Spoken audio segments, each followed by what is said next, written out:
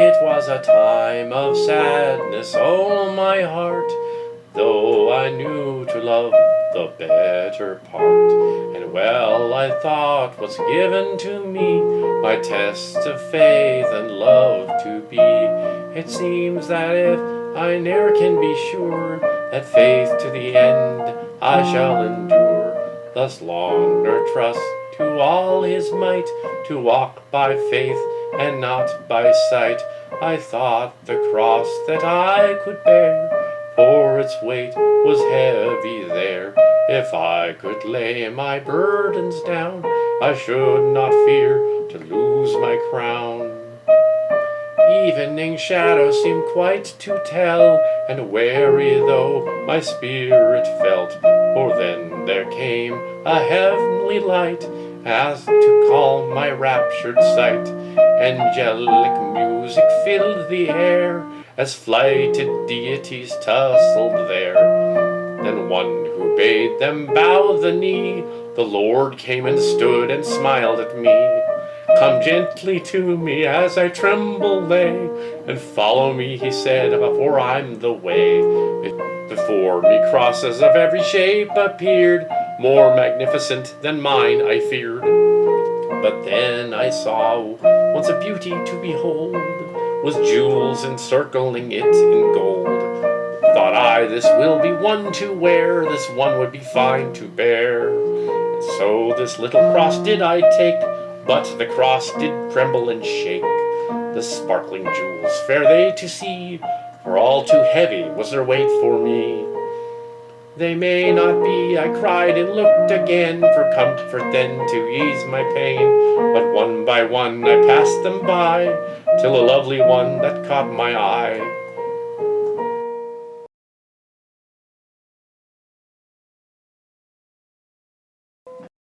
So we're jumping to Greenville and the Promise, 1871. David Freese had a job waiting for him when he arrived in Greenville with his family, so he could support them before Amanda became a teacher there. Amanda planned to teach school in her home. When the school year began, she had everything ready. She had prepared the schoolroom for basement, gathered the wood for the potbelly stove to be used in winter, and gathered the books and supplies needed to begin the first year. Amanda Freese could hardly believe how time had passed. She looked at the stacks of papers in the basement schoolroom and sighed knowingly. On the walls were some of the pictures of the local children that had drawn as part of lessons, and some of the children left her thank you cards that they had made. She smiled as she looked through them. Greenville was a very nice town to live in, quiet and slowly expanding. Folks in the community came to her recently at the end of term, telling her that she should teach at the schoolhouse in town. She told them that even at the stupendous wage of $1.25 a month, she wouldn't take it. She liked teaching in her home. David came down into the basement and smiled. I figured you might be down here, closing things up for the year. Yes, well, there's still much to be done. Old Widow Henderson keeps trying to convince me it would be easier to teach in the schoolhouse, but I told her they have a teacher, and I like it here. Not quite like back home, though, David nodded. Took us a bit to get settled, and here we are. This is a bigger house with more room and everything. We are doing fine here. Some of us are, she thought. Amanda feared for her daughter, who turned 15 not long ago, and that she was sometimes very sick. Estelle wants to be a teacher, following in my footsteps. Isn't that nice? I just wish she'd get better so she could enjoy her plans. Amen, David Freese nodded, sadly. That pesky Og has been bothering her more and more lately. Amanda knew that her small class looked up to her as a role model, and that being a teacher meant hard work and perseverance, not to mention abounding patience.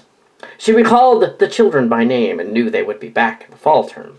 The community loved and respected her from the first term 4 years earlier. And then Estelle has a conversation with her brother Clarence, who I'm presuming is a little younger. In her bedroom in the house was Estelle Freese, age 15, seated on the edge of her bed, writing down something with unswerving focus and attention.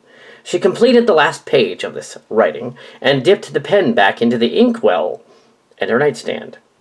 She was a very proper girl who went to the town church every Sunday judiciously and loved to write until sundown and then by candlelight. A cough stifled her movement as she turned toward the door. She hadn't taken the climate of Greenville. In those days, the town was near the swampland that tended to be mosquito-infested, as sometimes folks got sick from the ague, which is a sickness mosquitoes spread to people. Estelle had contracted this disease just shy of her graduation from high school, so she has malaria. That's what they now call malaria. In the adjacent bedroom was Clarence Freese. He was 13 and healthy, and didn't mind Greenville that much. He smiled as he looked up into his small closet. At the top of the closet was his silk hat from his grandfather that he'd left. He still had it. In the years since coming to Greenville, he still hadn't met a native, or did suspect that any would show up at any time soon. Estelle peered into his room as he was admiring the hat box in the closet, and he turned and showed him. "What do you want, Estelle?" he asked, a little abruptly. "I've written something I want you to read," she replied. She walked into the room, but lost most of her strength getting to his bedside. She shivered and sat down on the bed. "It's a poem." Clarence liked his sister's poems. They were smart and always had good spelling. He took the parchment from her and carefully looked it over. Each line seemed to him quite lovely. It was lyrical, like a hymn, and it reminded him of the church hymn. "It is very beautiful, a hymn to God. I would like you to keep it always, to remember me after I'm gone." Clarence smiled and folded the pages carefully. Then he went into a drawer of his dresser and found a wooden box. He opened it and placed the poem inside. "Are you afraid to die?" "No, I am not. I know that I'm dying and will soon go to heaven. I was hoping to hand it to the class, but I got sick last week and didn't get around to it." "I will keep it always, Estelle." Estelle composed herself and tried to get back up, but she felt faint and could not. "I should get back to my room." "I will help you," Clarence replied, and he helped her back to her room. "I'll put the poem box with Grandpa's hat, and it will never leave my sight." "That's very mannerly of you. I think that someday you will be a mannerly gentleman and marry a beautiful girl." "I hadn't thought of that," Clarence balked. "Ha ha! You might someday, dear brother. I want you to name your daughter after me." I really haven't thought of that." "I know, but promise me you will." "Oh, I promise. I will." Just then, Amanda and David came down the hall, and Amanda shook her head. "You shouldn't be out of bed, sweetheart. Now you've come in here and rest. Your brother can visit with you."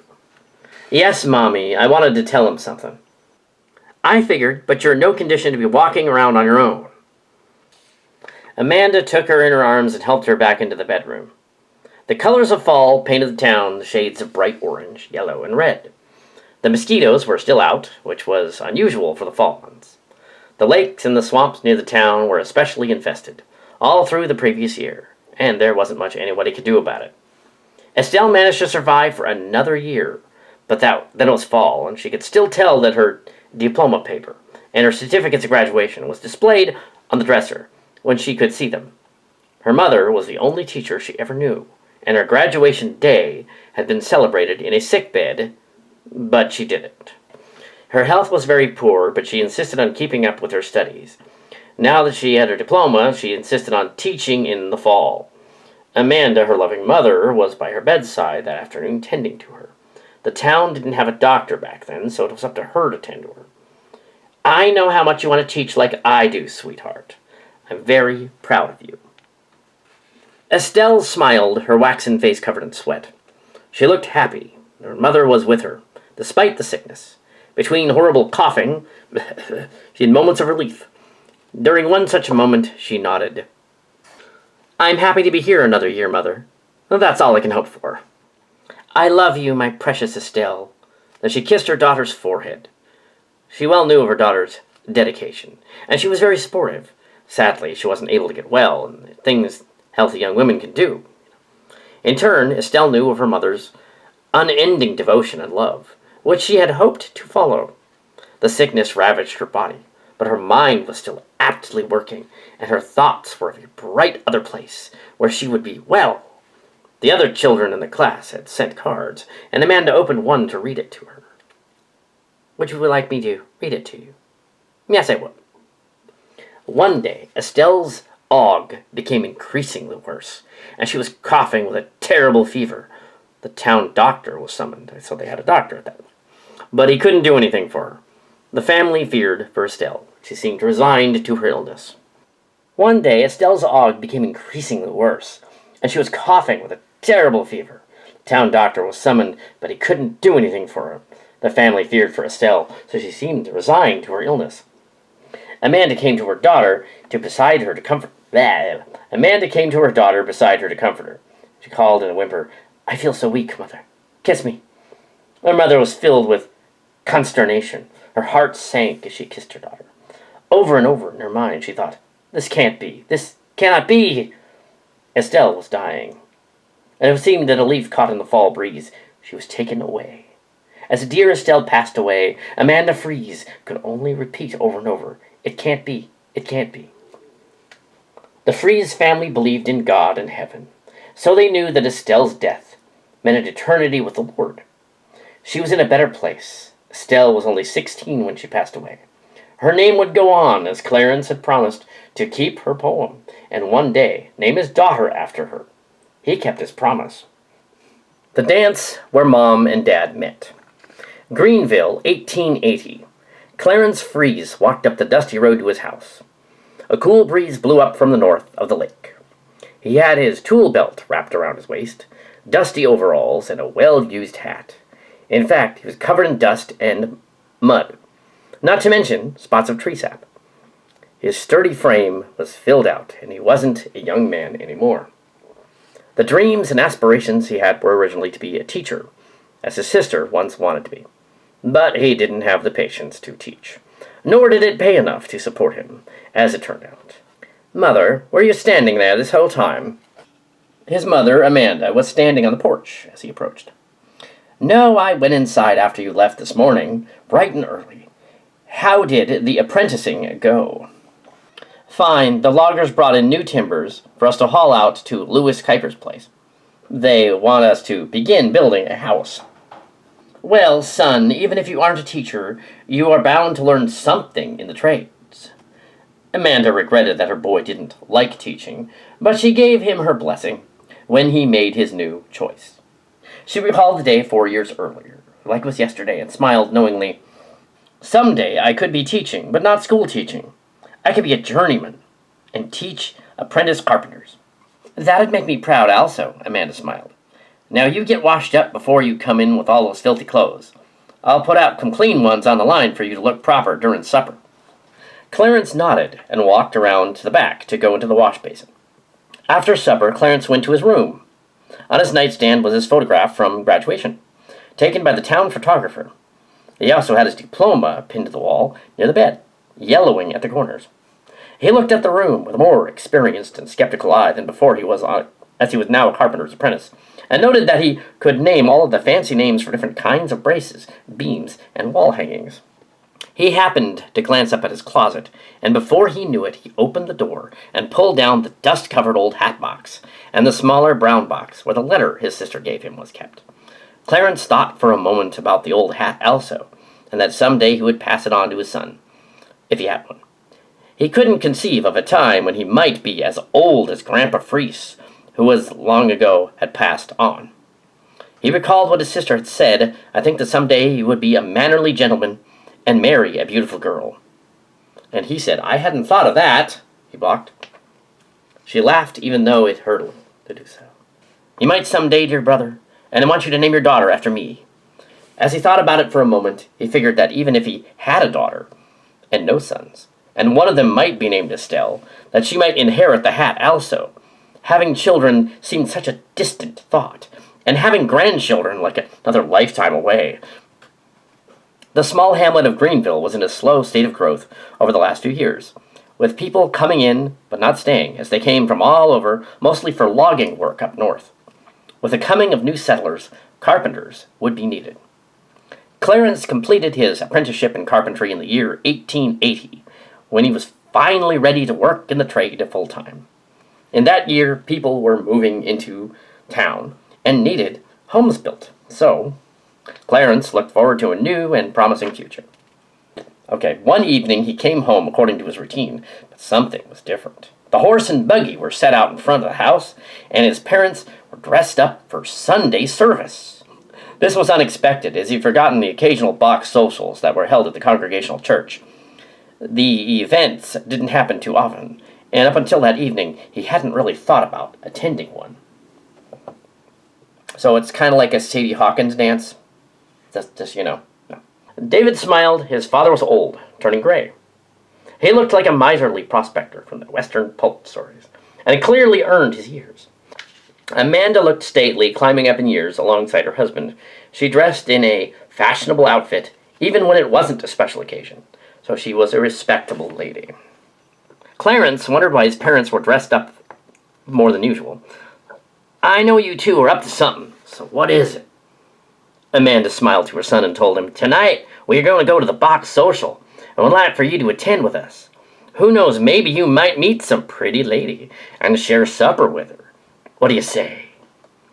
At first, Clarence was reluctant. After all, his mother was asking him to go out of his way and do something different that night. "Well, Mother, I have work to do, but since it's you, I'll go," he replied, and he was a little shy. The family piled into the wagon. With a crack of David's horsewhip, the horse responded, and the buggy began to move. The cool evening air was humid, and the smells of nearby trees and lakes filled the senses. It was spring, so flowers along the road were in bloom, and insects buzzed overhead. The Congregational Church was a short distance down the dirt road, and the townspeople were gathered for the social event already, as the buggy arrived. The family parked the buggy and hitched up the horse to the hitching post. Then they walked into the candlelit narthex. Many people from town were talking and milling about. The box social was a nice way for men to meet women. Each lady would make a pretty wrapped box, as fine as she could make, with a bow on it. It was usually made from a shoebox. Inside the box, she would put a small meal. Then she would have the box put up for auction, and the men would pick the box and would get a meal, and the company of a lady for the evening. Clarence didn't have any special person in mind, so he didn't try to guess which box belonged to whom and which girl. Instead, he concentrated on two things: which box took his fancy, and more importantly, which box might come at his price limit of 75 cents. He found out early in the bidding that 75 cents was the average price. Twice he was outbid. One time a box went for the sky-high price of $1.50. Nothing on earth would have induced him to spend that much of his hard-earned money on supper. Also, he was starting to have misgivings about the whole process. What if a fussy older woman, auctioned the box he had bid on, rather than someone closer to his age? Not that he could recall hearing about that ever happening. He asked his mother about the girls preparing the boxes, and she told him that they were single and eligible. But she neglected to tell him how old. He certainly didn't want to be the first fellow in that predicament. Maybe the girl would be shy and really boring to talk with, or perhaps she might be the reverse and scare him to death. He was beginning to wish he had never come. It was just that as at the very moment he won the bid on a beautiful blue box with a darker blue tie on it. The box had sparkling little spots on it also. All the men lined up with their purchases to be picked out by the ladies. Clarence noticed that there were some men and some women younger than he was, and some older, but nobody was really very old to this young man. Old was anyone his parents' age. Nobody in the auction appeared to be over 30. The girls claimed that their boxes and their companions for the evening. And who could mine be, Clarence wondered. The ladies all had lovely hairstyles, Clarence observed. It was also of high fashion to wear large, beautifully curled ostrich plumes on wide-brimmed hats. Dresses were beautifully draped and ruffled, and it often took 20 to 25 yards of material to make one. The material was something. Heavy silk that would stand up alone when broidered in rich velvets. It was elegant. No wardrobe was complete without velvet, plumed hats, or silk. All the ladies carried fans, and some of them were very expensive. Clarence paid attention to what the girls were wearing, but not what the men were dressed as. His Sunday clothes were not elegant or stylish, but they served their purpose. His sense of style was simple, and he didn't really know a lot about it. He was quite upset about who might be his girl for the night, but suddenly the prettiest girl he had ever seen approached. She looked very elegant in a red silk dress, all trimmed with lace, although he knew little about fashion for the opposite sex. He sensed that the girl was dressed in the height of style. He was ashamed and quite startled when she spoke to him. In fact, she had to ask him twice. "My name is Lucinda Smith. What is yours, please?" He paused, breathless and unable to remember his own name. He introduced himself with a stammer in his voice he'd never recalled he had before. "Clarence Freese?" So that was when Clarence Freese met Lucinda Smith for the first time. Clarence began to learn a little about his new friend, Lucinda, each Sunday. He was beginning to suspect she liked him a little. "Hello, Lucinda. Fine night, isn't it?" Lucinda had a girlfriend named Ada, who looked somewhat like her in height and coloring.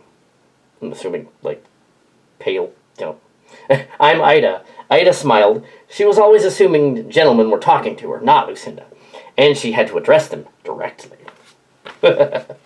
Lucinda turned at the moment, catching her friend under the arm. "Now, Ida, quit confusing the boy." "Ah, what the look on his face," she giggled. "I wasn't all that confused," Clarence smiled, a wry and mischievous grin. "Shall I escort you into the circus hall?" "Yes, sir." And Ida took the other arm. They went inside, as Clarence thought ladies sure like to make courting difficult for a gentleman, with all their coyness. The ladies, Lucinda and Ida, were together always. As Clarence wanted to be with Lucinda for the evening to talk, he had to include Ida. Now, in those days, everyone was a lady or a gentleman, so when they met, they were proper and mannerly, as was the custom. Lucinda was 17, as was Ida. Their mothers said they were alike as two peas in a pod. One Sunday evening after church services, sometime later, Clarence asked his usual question. Clarence was growing tired of having to include Ida in their talks, and he didn't at all first know how to subtly explain it to her. "Could I escort you and your girlfriend to Lucinda?" "Could I escort you and your girlfriend home, Lucinda?" "That would be fine," she replied. The evening seemed perfectly normal to him. Clarence thought and thought about what he might talk to Lucinda about the matter. Ida appeared at the church vestibule and smiled. "Would you be taking me home first?" She lived farther away than Lucinda, so he usually escorted her home and then went back for Lucinda. "I'll be right here when you get back," said Lucinda. Clarence walked Ida home without a word, and then returned to the church, where he found Lucinda still standing near the vestibule. Lucinda's pretty dark eyes danced in the lamplight around the building. "You wanted to talk to me?" "Yes. I know that we've been spending a lot of time walking together, and I've made a decision. I want to walk just with you as you escort me from now on. I know Ida's your friend and all, but I don't want to have two ladies to escort." Well, of course, Cowpoke's doing a narration. That makes perfect sense. Yee-hoo! But yes, Lucinda was a little surprised, but she composed herself. "I understand. What do you think, Lucinda?" "That's fine with me, Clarence." She put her arm in his arm. "Shall we go?" She knew Ida would understand also. Truth be told, she was hoping to spend time with him. Oh my. A gift from grandfather. Greenville, 1882. The family that had set up all of Tom Turner's children for adoption nearly 20 years ago had passed on. One of the children, the eldest boy, Tom Turner, found himself back in Greenville, Michigan, nearly 18 years after he was adopted. At first he stood there where the old cabin had stood. It was his first stop in Greenville when he was a boy, but it was torn down to build a fancy new farmhouse, and he suspected that old Pete and his wife sold it years ago. A simple, modestly dressed man with a hat walked up to the side of the house. "Whom are you looking for, mister?" "I once lodged with him when I was a boy." I think the lady that sold this place was Widow Henderson, but I didn't know if her husband is named Pete or not." "Thanks, but can you tell me something about Porter Smith?" "3 Smith families live here in these parts. We'll have to be more specific." Can you direct me to them, kind sir?" "Well, yes, they're over by the church." He pointed to a white building in the distance. You can't miss them. Whole row of Smith houses. As he walked down the block, the fine spring day, he was becoming concerned he might never find the address he was looking for. The little town had 3 Smith families, and he had been to 2 of them without much luck. He didn't have much time to enjoy the hospitality of Greenville as a young boy. He came to Michigan with his brother Harry and his sisters Grace, Maud, and baby Lucinda. His mother died, followed by his father, a month later. He had his father's face, but his mother's eyes. Having grown up into an honest, hard-working man, he came to call upon his long-lost siblings. Still, he figured that he was a stranger in town, so he had to be cautious. Sitting on the porch-top step of the family home sat Lucinda, a bit exasperated at the warming of the spring day. She noticed the tall, handsome man with the dusty-colored yellow hair next door, knocking with vigor, and no one responding to come to him. Tempted to say something, she thought about what the neighbors might think, and thought against it. She happened to know what the neighbors that he was trying to get a hold of to notice him were out. Other neighbors might be walking around about to notice, and she thought, with a hint of nervousness, she was engaged to marry, and in those days a woman engaged to marry did not talk to strangers. It would be considered forward to say anything to the man, she thought. She knew the people in town, and did not think it right for a man a little older than her to be walking around knocking on doors. Besides, he was getting closer to her house.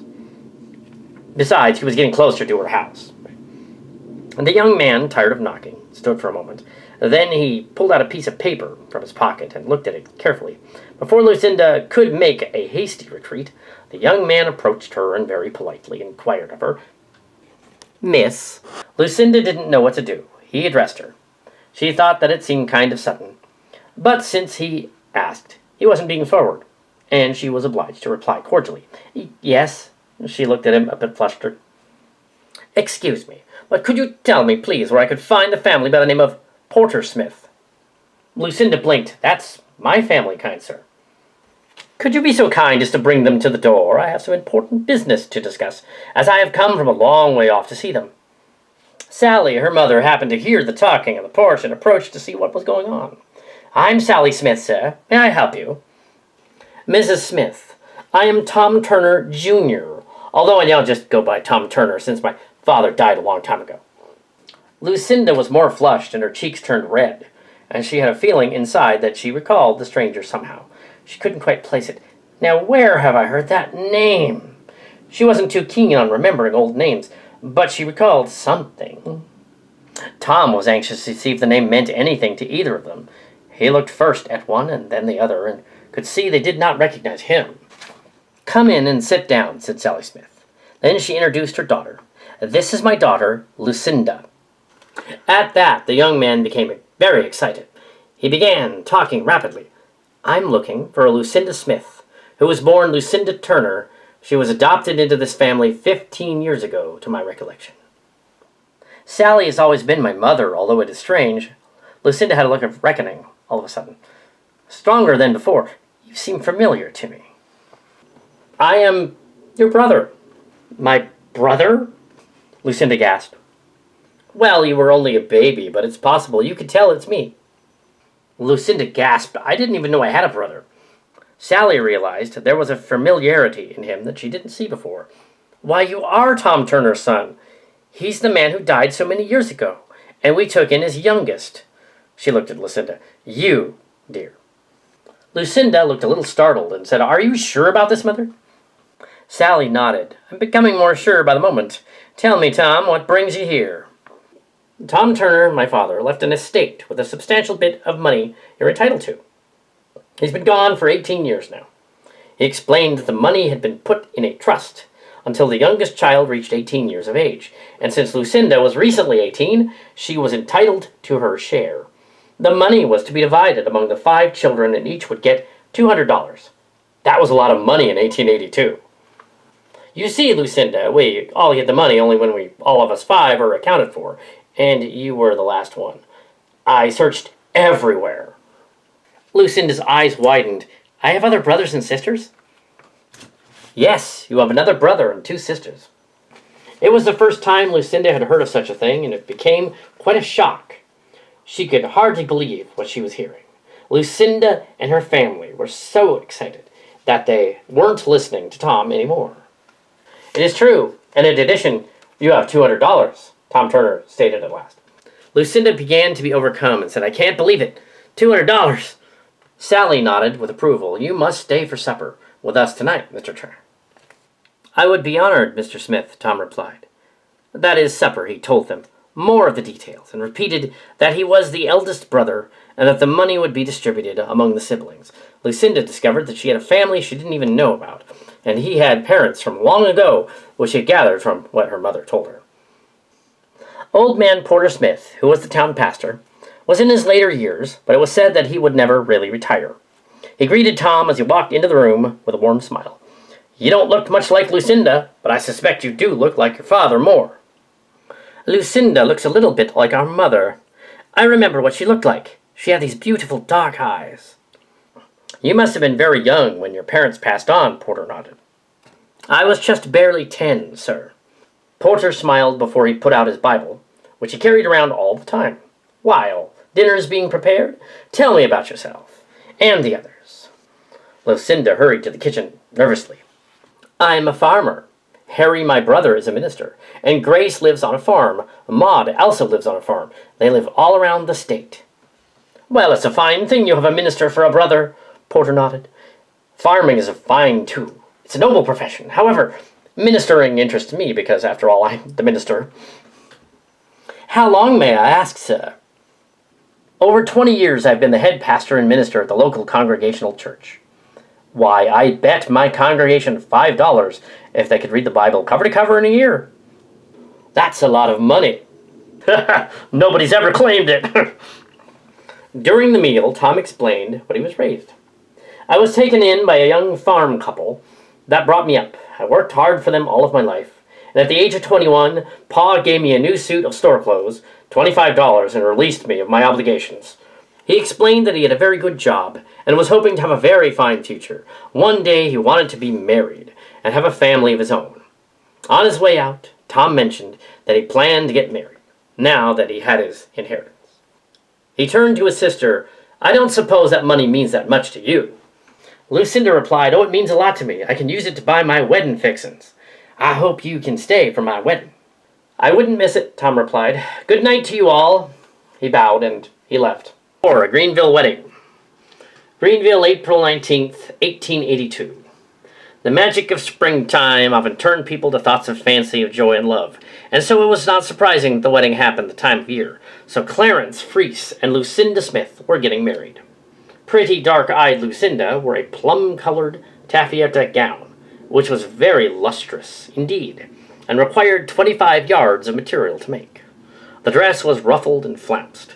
It was tight-fitting sleeves and lace of the wrists, and a long collar of gossamer lace that extended to the waist. Clarence was handsome in his first brand-new cutaway, a fine wedding outfit that he had a gold watch chain dangling at one side. He stood proud and happy at the bride's side, and Clarence, his big blue eyes set wide in his Germanic face. He had grown a mustache that was dark red, curiously, and in contrast to his dark brown hair. He looked docile and benevolent, but sure of himself and his ideas. The gala day was a full wedding and reception, held at the Smith house, situated next to two other Smith houses on the block. 50 people attended the wedding. Even a U.S. congressman was there, and he had the pleasure of being born in Greenville, and he wished the couple well, and although they would have a credit in the community. The guests expected prosperous times ahead, and wished them well. The Smiths were on the bride's side, and the Freeses on the groom's. Back then, all of the weddings were held at the church chapel, and it was spring, and there were too many bugs to have it outside.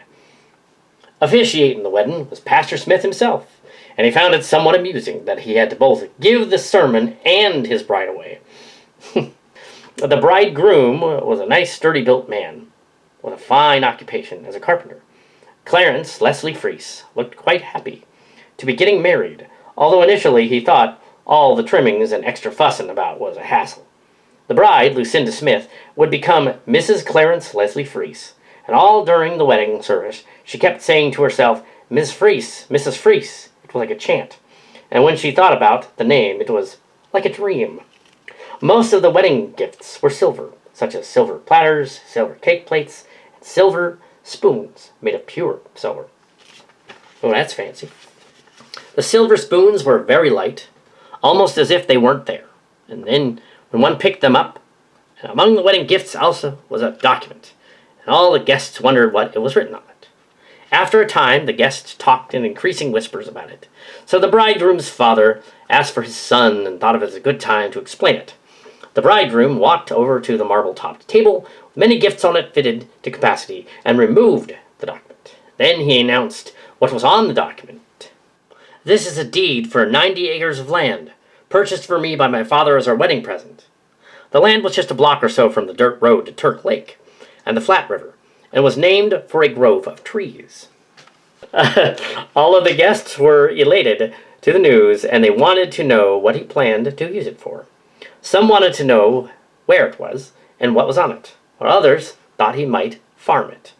Clarence told them, "I have no intention of being a farmer." The land consisted mostly of virgin timber, and he made definite plans as to what to do with it. Then he did not tell them that the land was first purchased by his father when he came to Michigan from New York State, and that it came to him exactly $1 an acre. The little photographer set up his camera to take the wedding picture. In such a small town as Greenville, it was common for people in specific trades to keep doing what they had been doing for years. The old man remembered Lucinda from when she was a child, not to mention a whole lot of other people. The old man comes up and goes, "I remember when you were a wee little mite," he said. He laughed. Lucinda was a little embarrassed that the photographer recalled when she was a young girl, but she didn't raise a fuss about it. She just smiled and waved politely before it was to stand with her new husband. And then Clarence said, "This is also going to go in the town paper as an official announcement," Clarence informed her. "Our wedding is going to make the papers. Does it have to?" She said, "Sure it does." Now get ready to hold still, folks. The photographer pulled the black cape over his camera and himself to protect the film from being exposed. Then he clicked the shutter button. The picture was taken. Then later, the family and friends of the happy couple congregated there, and someone announced, "Presenting Mr. and Mrs. Clarence Freese." Yay! The Freese family, Greenville, 1887. After the wedding, Clarence and Lucinda were invited to move in with the Porter and Sally Smith, since Clarence was not yet able to support his new wife and family on the salary he got as a beginning carpenter. When he told his mother that he planned to one day teach carpenters, he didn't realize how hard it would be just to do that. When his list of customers increased 5 years later, they were still living with the Smiths. Yeah, there's a missing line. Lucinda's parents. He was also in no position to lend other carpenters. He was also in no position to lead other carpenters, as he thought he might be, as he was barely enough time. It should say has. Wow, there are some interesting typos in here. He was also in no position to lead other carpenters, as he thought that he might be, and he was barely had enough time for his own duties. Springtime was again upon the sleepy little town of Greenville, and the blossoms of the season were everywhere. And the colors of the season seemed to be timeless, for every year the blossoms returned. The beautiful colors, even the emptiest places, seemed full of life. The spot of land that had been set up for them wasn't yet occupied, as Clarence hadn't built anything on it, but the underbrush grew in it, and to fill in the open space. He had to get his skills up before taking on an entire home for his family. He spent most of the 5 years trying to provide for his growing family. The Frees had 2 children. Daniel, now age 4, was a sturdy boy with coal-black hair. In those days, boys were a durable kind of pullover outfit, kind of like a dress. It seemed to them that Daniel needed the next size up about every month or so. Daniel had a 2-year-old sister called Little Doll. In fact, her Christian name of Elva was so seldom used that some family friends had forgotten that was ever her name. Little Doll was an elven type, small since her birth, a difficult one that claimed the life of her twin, Etna. Little Doll was so nicknamed because she reminded people of a delicate Dresden doll. Little Doll's hair was red. At last, Clarence had began to work on his new home, on the 90 acres of land. He was so proud of himself that he decided to do something for his wife that he bought her a sewing machine. In those days, getting a sewing machine was a big deal, and she was quite thankful to get it. After all, clothes had to be made, as the family had not gone out After all, clothes had to be made, as that the family could not go out and buy clothes. Only the rich could buy clothes, and they were certainly not rich. Lucinda found that she loved to sew and reveled in making clothes for the family. She was sewing at her beloved machine one afternoon when her concentration was interrupted by a knock at the front door. She stopped with the machine and peeked through the silk curtains of the window and provided a view of the front porch. 3 people stood there, one of them looking vaguely familiar, but she was sure that she had never met before or seen the one. 3 people stood there, one of them looking vaguely familiar, but she was sure that she had never before seen the one astute gentleman, the rather primly dressed young lady, at his side. Lucinda thought about not answering the door. She felt that she looked disheveled after having been so long at the sewing machine, and was not in the mood to welcome unannounced strangers. Maybe they would think that nobody was home and would just go away. She had to give up this hope as the strangers pounded persistently on the door. Finally, she went to the door and opened it, but she looked disconcerted a little. Tom, Lucinda realized, was losing his hair. In just about 5 years, looked different than he used to, much older. "I'm your brother Tom, Lucinda, and this, my dear, is my younger brother Harry Turner, with his bride Lillian." A delighted smile spread across Lucinda's face as Tom told Harry that this was his baby sister. A delighted smile spread across Lucinda's face as Tom told Harry that this was his baby sister. "I can hardly believe it. This is such a surprise," she said excitedly. Harry, Lucinda noted, was dressed rather elegantly in a frock coat. "You are quite striking, Mrs. Lucinda Fries," he said. Then Tom said, "She does have her mother's eyes." He smiled. "I told you." Lillian Turner was lovely looking. His wife was attired in the fashion of the day, a dress with a basque waist and a dramatic skirt with huge flounces. "I'm Lillian Turner, Harry's wife." Lillian Turner was lovely looking. His wife was attired in the fashion of the day, a dress with a basque waist and a dramatic skirt with huge flounce. "I'm Lillian Turner, Harry's wife." Lucinda nodded. "Welcome to my home." The flounced state she was in had evaporated. Tom was holding his hat and he placed it in the hat rack and watched as his brother and wife went inside past him. Lucinda went to seek her mother, who had been watching the children in another part of the house, and brought her into the room. Introductions were made and all around, and everyone was invited to the parlor. Harry seemed the most at ease with them at all, and he explained that he was an ordained minister. Lucinda decided that this explained his easy mannerisms and dress. "After I was appointed to his first parish, I decided that I was there in good position to marry and establish a home with my fiancée of many years. I have, in fact, just recently wed." Then the other said, "I was anxious to meet my sister before I settle in to a strenuous life as a minister. This is kind of my honeymoon." Lucinda nodded and sipped an afternoon tea. What a strange way to spend a honeymoon. Lillian smiled a bit. "I used to be a school teacher, but I can still be as a good minister's wife, teaching the children. I hope the parishioners approve of me." "They will," Harry said. "You'll see." When Clarence came home that evening, he was surprised and pleased to meet his new relatives. The first thing that he said was, "I hope that you can stay for supper and then spend a few days here with us." Tom confessed, "Well, kind sir, that's exactly what we had in mind." Everyone smiled and fell into relaxed chatter, as Lucinda and her mother bustled about making supper and planning sleeping arrangements for their guests. As dinner was cooking, the Turners were introduced to their nephew and niece, Daniel and Little Doll. Harry made a point of inquiring of her Christian name. Just as supper was being put on the table, Lucinda's elderly father came home and was also pleased to meet the guests. Grandpa Porter Smith, at 74, was a slight, sparely built man, with a long, flowing white beard, well, not the actor here, and mischievous blue eyes. No longer Pastor Porter Smith, he was considered Grandpa, and likewise Mrs. Sally Smith was Grandma. Grandpa Smith had been retired from pastoring for a few years and usually took command of the dinner table conversation, being very loquacious. "Now you all have met our minister guests will do all the speaking, since I have done a fair amount of it in my day." Harry chuckled. "Ministering requires a great deal of talking to the masses. I would imagine that after so much time, you've become good at speaking, sir." "Yes, sir, I have. I'm proud of these things. My lovely daughter, and I've never missed a day of church in 50 years. Now please tell us about your church, Harry. Harry continued, I would be pleased. We live in a small town, a bit like this one, up north of it. And we have a church just starting.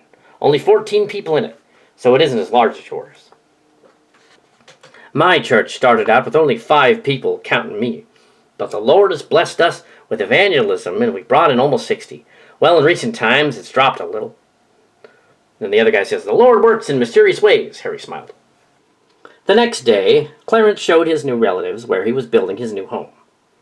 He stood before them as they stood around the gathering, the cut timbers, and the foundation was taking shape, but the building wasn't started yet. I've drawn up the blueprints myself. I'm going to complete the house over the next several years, where I can spare the time and the money. Harry nodded. This should be a nice house once it's built. Clarence went on to explain how the house was going to look and where the rooms would be once it was completed. He was going on for some time, and guests were running out of complacency.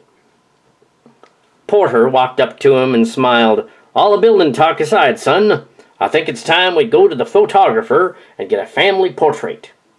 Yes, we're going to be late, Tom noted, looking at his pocket watch.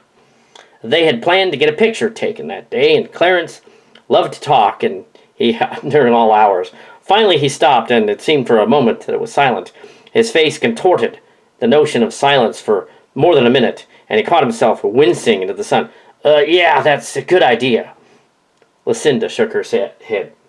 He doesn't like it when it's quiet. I see that. They had planned to get a picture taken that day, and Clarence loved to talk. He had been for hours. Finally he stopped, and it seemed for a moment that it was silent. His face contorted at the notion of silence for more than a minute. But he caught himself wincing into the sun. Yeah, that's a good idea. Lucinda shook his head. He doesn't like it when it's quiet. So I see, said Harry. The family and their guests walked to the wagon and piled into it to get the photography studio in town. They could have walked, but the wind was picking up, and they didn't want dust to get all over their clothes. So it was they that was brushing off their clothes for a few minutes on the way. The horses whinnied, and the wagon began to move. 14 rooms, but no closets. Greenville, 1889. The Freese family was prospering through the seasons of another year. Clarence had a lot of carpentry work to be done, and Lucinda raised the children. They had more children. Little Daniel at 6, and little Doll at 4. The children had a new baby sister, and her name was Pearl Esther. The new house was nearing completion, and Clarence was about to move his family into it. He worked at his carpenter's trade 12 hours a day, from 6 in the morning until 6 at night. 6 days a week. He was paid $2 a day at the time, and there was no such thing as overtime pay. He worked on his own house on the outside from 7 in the evening until it was too dark to see, and then did inside work under the lights of kerosene lamps. He placed the kerosene lamps around in strategic places for better light and worked until midnight. They didn't have electricity back then. His house consisted of 14 rooms. The woodwork was all oak wood. Clarence had a supply of hand-carved 4-inch square blocks, which he planned to insert in the 4 corners of all of the window frames and door frames. That's typical of that time period. It had taken him years to carve intricate floral designs into these blocks. The blueprints called one room a library, but it actually became the back sitting room and was used by all the family when they played games in the evening, such as cards, checkers, and chess. The room was different from the others in that instead of baseboards, it had woodwork all around the room, from floor to a height of 50 inches. The woodwork was comprised of 2-inch wide strips, patiently cut with a handsaw. The strips were cherry, oak, and maple, each repeating for a pattern all the way around the room. They were highly varnished. The effect made for a beautiful room. The only day that Clarence didn't spend time working on the new house was Sunday, because to do so was unheard of, bordering on sacrilege. Not only that, with a long Sunday service, was also Sunday school following the service. During one such service, barely audible giggling increased in pitch until it became necessary for the minister to announce from the pulpit that he would appreciate the attention of the congregation. When the Freeses looked around to try and pinpoint the disturbance, they received glares from the parishioners in the row behind them. Then they noticed that their son Daniel had slipped away from his seat beside them. Clarence looked at one of the parishioners, who obviously had something to complain about. "What can be the problem, madame?" "Kind sir, your little boy is turned about making faces at us." Another person happened by. Their complaint caught his attention. "He was pinching my leg." "Daniel, you've been a bad little boy," Lucinda scolded. Daniel looked up with his big dark eyes and whimpered. "Don't give me that look," Lucinda continued. The person who first complained smirked stoically. The person who had first complained smirked stoningly. Smirked stoningly. Good God. The person who had first complained smirked stoically. "Restrain your children and give them a good disciplining, or I just don't know what." "I didn't do nothing," Little Doll protested. "It was Daniel." Daniel stuck out his tongue. "Stop that!" Lucinda turned to him. "I've never been so mortified. We're going home." Daniel whimpered as he led away. Clarence decided that he should not take the children to church from that moment on, as he put them in the buggy. "I don't think we should be bringing the children to church services until they're older and more behaved." Lucinda nodded as Daniel was whimpering and the girl children were pouting. "Yes, but it was only Daniel. Too bad his behavior has ruined it for the rest of us. I must have done something wrong raising him." Clarence grabbed the reins. "I don't think we did anything wrong, Lucinda. Boys act different, that's all." "I'm sorry, Mommy," Daniel whimpered. Well, on the way home, Clarence figured out that he had the perfect plan. He was going to watch the children, especially Daniel, while Lucinda attended church and the good children. It would also give him a chance to work on the house. Word got back to Clarence that the neighbors were complaining about his working on Sunday, but he chose to ignore them at first. One neighbor took it upon himself to visit Clarence while he was working on the house and tell him how worried he was about him. The neighbors were afraid that if he continued to work on a Sunday, he wouldn't go to heaven. Clarence would just give them a wry look with a twinkle in his eye and thank them for their concern.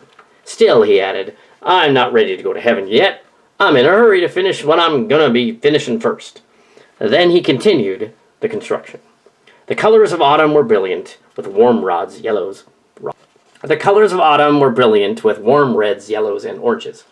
It had been several months since the incident at church, and the progress of the house was completed. The Frieses moved into their new home, and what a momentous occasion it was. All of the grandparents came to help out with the moving. Clarence rented a wagon and a horse from the livery stable, and it would expedite some of the moving of the larger pieces of furniture, while one parent or other had donated. Lucinda's parents, the Smiths, insisted that she take her organ with her. It was the most admired of all of their possessions. He had built the house according to his own design and plans, and he had not consulted Lucinda about any of its features. Therefore, she was understandably disappointed when she moved in and realized, after going upstairs and down several times, that there wasn't a closet in the whole house. "Clarence, come here!" "What's the matter, dear?" "Closets! The house doesn't have any closets." I thought we wouldn't need them." "Clarence, where are we going to put the clothes?" "Well, I suppose we could get some wardrobes, or I could build some." "I can't believe it. You forgot the closets." Sorry. He had fastened a lot of hooks and driven heavy nails into a wide board behind the kitchen stove, and he'd set heavy coats could be hung onto them before the wardrobes came. This was planned as a temporary expedition, but later, when the wardrobes came, the nails were still used. They weren't neat, but they were so handy that Clarence just thought the arrangement was justified. Since the house was so large, the Fries had very little furniture to put in it at first. But this didn't worry Clarence in the least. He said in good time that things that they needed could be added by degree, and he planned to make a lot of the furniture himself, and so he had time to do so. He drew up the plans, and the first piece of furniture he built was a large and commodious kitchen cupboard. This was his own idea of what a cupboard should be, and as usual, he did not consult with anyone about it. Since he had built 10-foot ceilings, he wanted the cupboard to be 8 feet wide and 8 feet high. The upper third of the cupboard had glass doors, and the center shelves partitioned off for dishes. To their right were shelves for medicine storage, and the opposite side was for the same size cabinet for items like baking soda and vanilla. Why is it so tall? I don't know. The bottom of the cupboard had deep drawers, and on one side was a sheet metal lined bin for about 100 pounds of sugar, and on the other side was the same size sheet metal lined bin for 100 pounds of flour. In the exact center was a row of small drawers that Clarence also lined with sheet metal. He carved the. In the exact center was a row of small drawers that Clarence also lined with sheet metal. He'd carved the words on each drawer of what was to go in them, such as salt, cinnamon, nutmeg, etc. The house included several freeze touches, as is his other homes, but his special home was the one where his family was to live in for generations. "It is finished," Clarence chuckled to himself. Lucinda at his side nudged him. "Quite a house we have here." It was Sunday morning, bright and early, and Clarence prepared the horse and buggy. And Clarence and his family moved into their home on schedule, and eventually he decided on bringing Daniel to church again to give him a second chance of redemption. Lucinda was a little skeptical. "The house is wondrous and so huge. How do we fill it all? I'll begin building furniture to go inside it, but for now, I think it's time we go to church. But do you think the children are ready?" "Yes, dear. I figure Daniel will just have to be watched closer. As for the girls, they don't do anything." "All right then," Lucinda nodded. "We'll go back. But as you're right about Our Lady's behaving, but I don't want any more trouble from Daniel." "I won't be any trouble, Papa," Daniel smiled. His wry grin told of an entirely opposite notion in his head. The family walked toward the buggy. As it turned out, Daniel behaved through the service, and nothing more happened to make Clarence or Lucinda stop bringing the boys to service. Aunt Grace invites Ma for a day. Michigan, 1890. Lucinda Freese learned several years ago that she had siblings that had been adopted and had grown up somewhere else. Occasionally, she'd received a letter from a couple of them.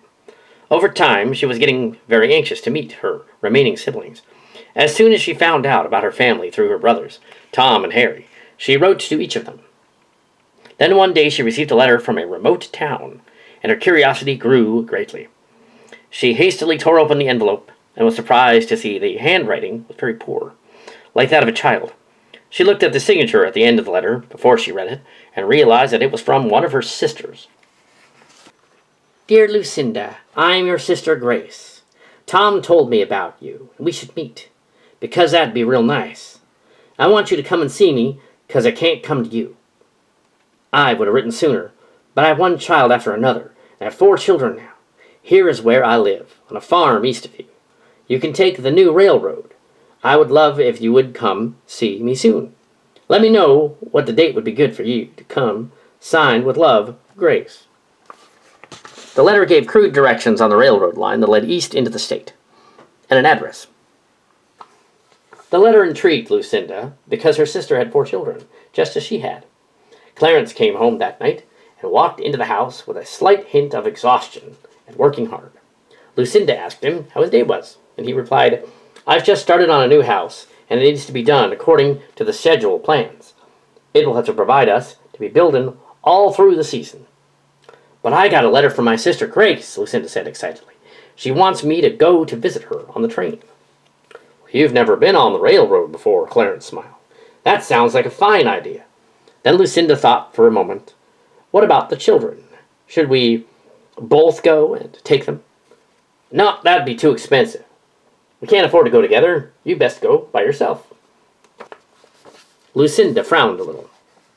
"You'll be all right with me going on the train, then?" Clarence looked over the letter. "Oh, sure. The hired girl can watch the children while you're away, and I'll have more time to work on the house."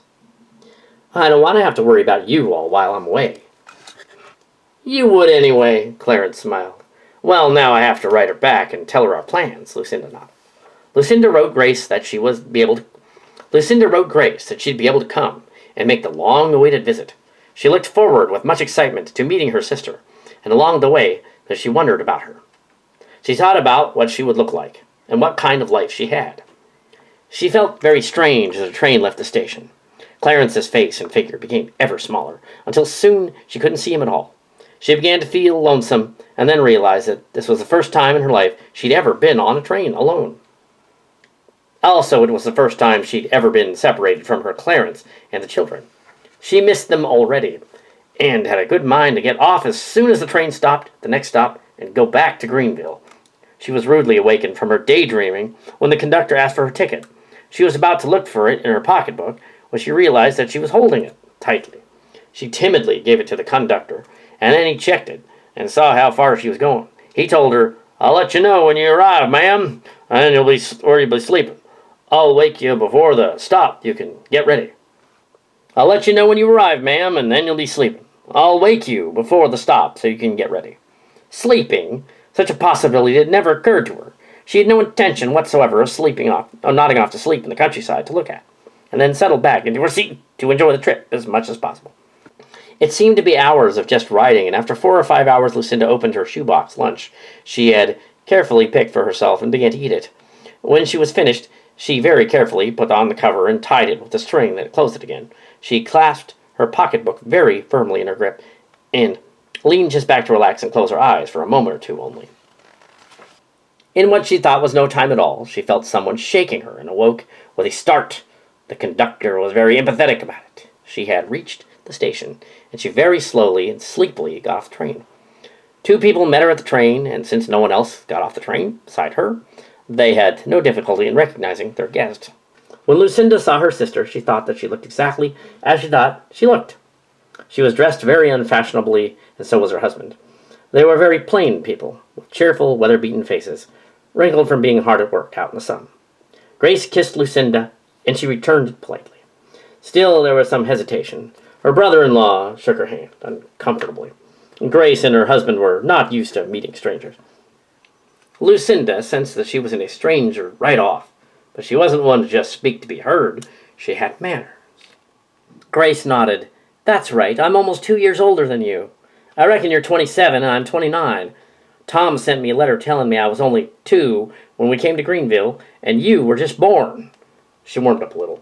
"Our mother was 28 when she passed on during the journey, you know." "I didn't, but thank you for telling me," Lucinda replied. "So, my sister, what have you been doing with your... "I didn't, but thank you for telling me," Lucinda replied. "So, my sister, what have you been doing since you were raised someplace else?" "Not much to tell, Lucinda. I'm a farmer's wife. Have been since I left the Gleasons forever, about 16 years ago." Lucinda didn't know, but she was the age her birth mother was when she passed away. "Well, I'm a carpenter's wife. The town minister, Porter Smith, raised me. He's my father." "I wish I'd been raised that nice."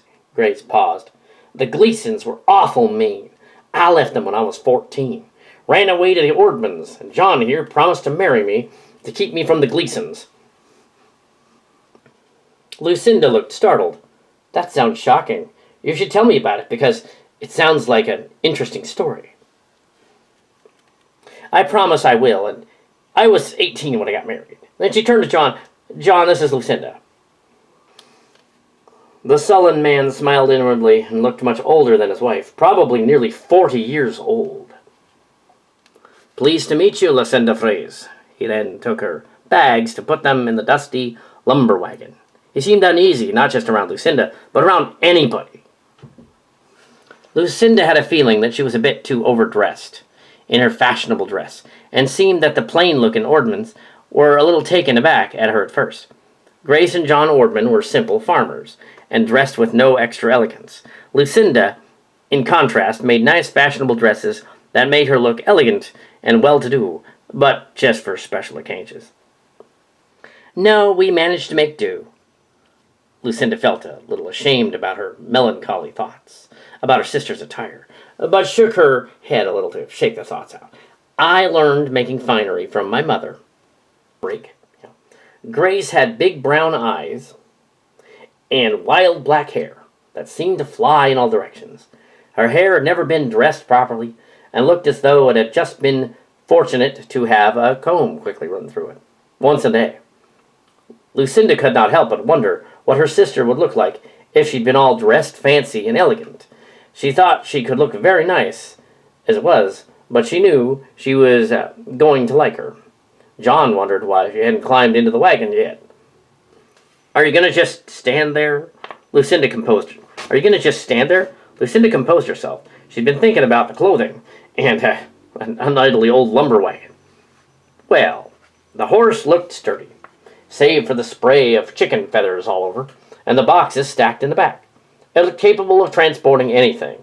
Lucinda was displeased with it because she assumed it was used for exactly that, moving everything, and never cleaned out.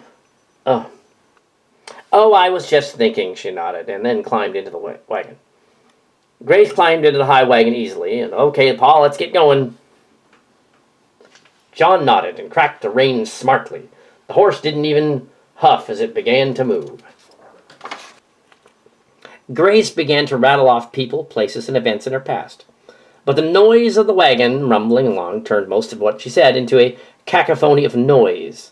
So that over yonder is old man Jensen's place, and that's the Potawatomi territory, but I don't know why it's called that, and so on.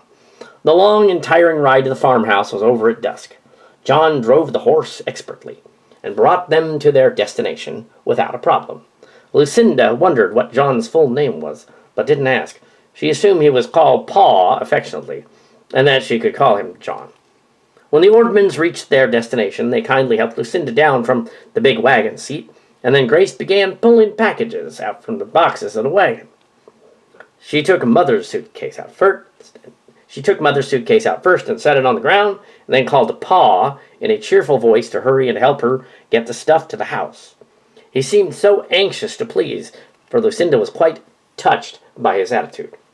As soon as they began unloading the things from the wagon, 4 children came running breathlessly out of the house. Lucinda Freese was so astonished she was almost breathless herself, for she saw that one of the little girls looked exactly like one of her own. Why, your little girl looks exactly like my little doll, Lucinda smiled. Oh, John returned. That's pretty astounding. Grace hugged her children and escorted them into the house, with Lucinda not far behind, and John with the baggage. Even though the Ordmans hadn't tidied up their own clothes or hair, they had given each of their 4 children a bath the day before, so they were clean for company. Grace didn't have a hired girl, so she had the oldest child working for her, and she had John also helping. It was obvious to Lucinda that the children were accustomed to taking care of themselves because, as the children talked, they did chores to prepare for supper, including setting the table, dusting, and making sure things were picked up and tidy. In a short time, supper was ready, and it was pleased Lucinda. It was obvious to Lucinda that the children were accustomed to taking care of themselves because, as the children talked, they did chores to prepare for supper, including setting the table, dusting, and making sure things were picked up and tidy. In a short time, supper was ready, and it pleased Lucinda immensely when the oldest girl asked the blessing at the table. Clarence always did that at her home, Lucinda noted. Lucinda thought that she would have Little Doll do the blessing when she got back, as it seemed to her that this is a nice idea, that it seemed natural and beautiful, and it made her proud. Her 2-day visit was most pleasant. Grace and John were nice folk, and they were very pleased to have her over. Her 2-day visit was most pleasant. Grace and John were nice folk, and they were very pleased to have her over. They parted ways with kisses and affection and joyful tears. They told each other that they would visit one another now and then, and after they met, but it was to be many years before another meeting. They would each have 5 more children at the time of their next visit. Later, when Lucinda was home again, she told Clarence and the children her sister Grace's story, just as she told it, and the family was amazed to hear it, as surprised as she was. And when he heard the unusual personal history of the little orphan girl, who, like the storybooks, lived happily ever after, she admitted that she had never met a more cheerful or loving person than Grace Ordeman. The story of Aunt Grace. Lucinda Freese returned home from her visit with her older sister Grace, who married young but didn't have children until much later. The circumstances of her life were so strange to her that she told her family all about it when she got home. From her earliest recollection, Grace had been the Gleasons' hired girl, although to say that she was so was understatement. She was nothing short of their personal slave. She wasn't paid anything, and she was neglected since her arrival. They mistreated her just as they did themselves and their children. Old man Abe Gleason and his irate wife Penny would tell her to be grateful that she was taken in, being orphaned, and left abandoned as a child. The Gleasons told me I'm not their child. The Gleasons told me I'm not their child, and that's good, because they're terrible to their own children. And she thought it was just as well, since they mistreated their babies also. One of the jobs she has to do was a daily washing, which for some girls in those days was a normal chore, but not at 9 years old.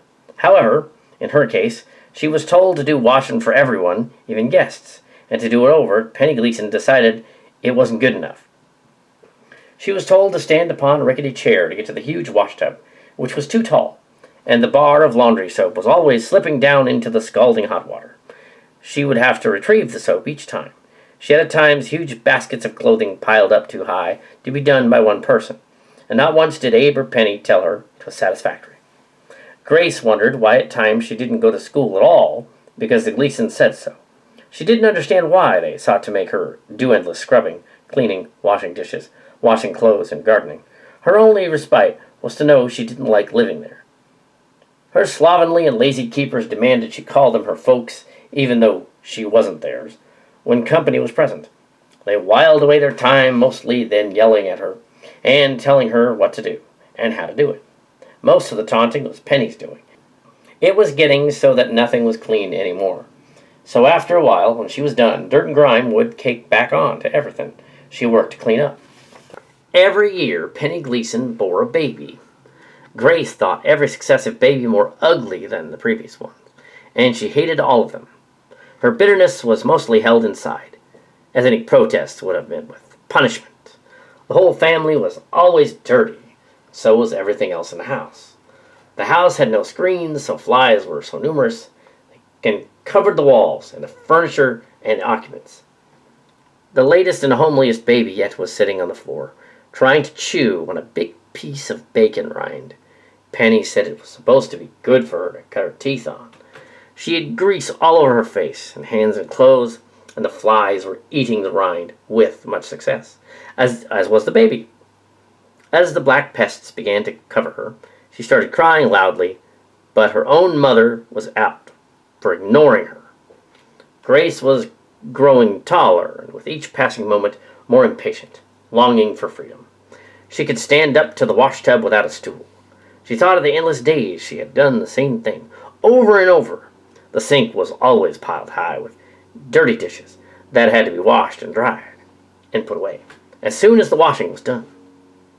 She looked at the room full of small children and saw that Penny was picking berries in a field, far from the house, ignoring her own children. She was far off that she thought it would be a long time before she returned. The babies and the other children began whining about needing something until it became garbled noise to her. She looked at the pile of dirty washing to be done, the stack of dirty dishes all around her, and made her decision. Well, I'm going to get out of this place. The Gleasons expect me to do all their chores. Don't do anything but yell. The little children are old enough to talk after me around too. They're crying for me to do everything. She went upstairs to her room and looked carefully around for a long time. She sat on the foot of her bed trying to think, but she was very sad and troubled. The dirty, tumble-down bed in her room heightened her sadness, for that she could not sleep. Babies crying made this impossible anyway. Her battered dresser had a cracked mirror, which distorted her face, and it was dirty. The whole room was a mess. But then she caught sight of the tattered curtain at the window, which was dirty too, and contemplated running away. She knew there would not be a better time to do it. Then she ran down the stairs, turned to the entryway, past the crying baby covered in lard, and left.